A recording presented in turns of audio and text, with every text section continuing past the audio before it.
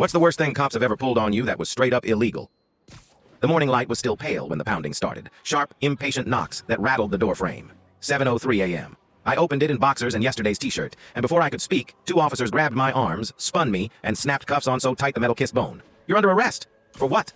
My voice cracked like thin ice. Your daughter's been stealing from the nursing home where she volunteers, and you're the one who put her up to it. I laughed. One short, incredulous bark. Because the idea was insane. My daughter was a straight-A kid who apologized to stop signs. She'd left 4 days earlier for a summer internship across the country.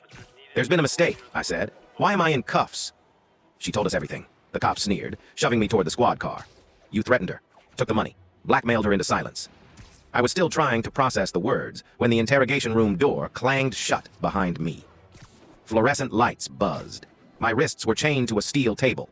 A detective with tired eyes slid a thick folder forward. 8 months, he said. $83,000, cash, credit cards, jewelry, from elderly residents. Your daughter confessed this morning, says you masterminded the whole thing.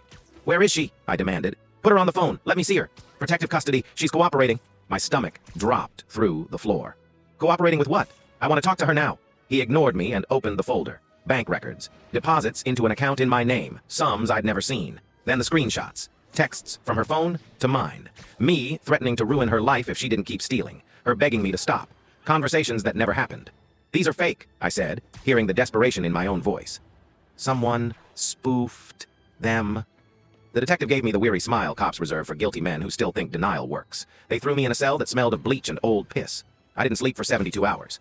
On day 4, my lawyer finally showed up, face grim. I can't get them to let you speak to her, he said.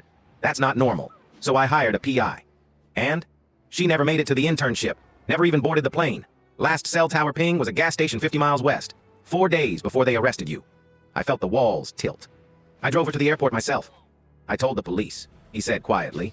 They shrugged, said she's safe in custody, won't produce her, won't let you call, won't show a single piece of proof she's alive. 6 weeks crawled by. 6 weeks of concrete and fluorescent hum, and the same questions circling like vultures. Where is she? Why would she say these things? Why won't they let me see her? 3 days before trial, the same detective appeared at my cell door. His skin was gray. We need to talk. He walked me to the interrogation room, sat me down slowly, and stared at the table between us. Your daughter's dead. The air left my lungs. The room swayed. Found her body in a cabin outside Bozeman, Montana. Murdered 4 months ago before we ever knocked on your door. I gripped the table to keep from sliding to the floor. We got the guy, he continued, voice trembling. Name's B.J. Hollis. The name hit like a second death. 7 years ago, I audited a nursing home and caught the director embezzling from the residents. I turned him in. The place closed. Hollis's mother was shipped 3 hours away and died alone 2 months later. He blamed me. Spent years in a psych ward.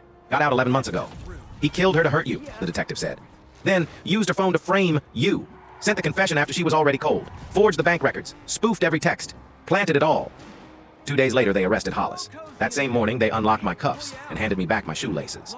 I went straight to the little playground where she learned to pump her legs on the swing. The chains were rusted now, creaking in the wind.